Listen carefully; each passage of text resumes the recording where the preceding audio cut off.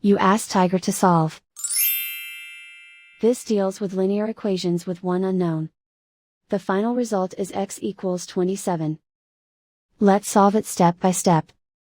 Group all constants on the right side of the equation.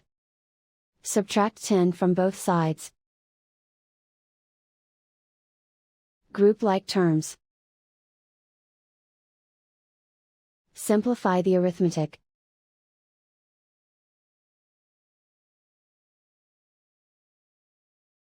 Isolate the v. Divide both sides by -17. Cancel out the negatives. Simplify the fraction. Cancel out the negatives. Find the greatest common factor of the numerator and denominator. Factor out and cancel the greatest common factor. And so the final result is x equals 27.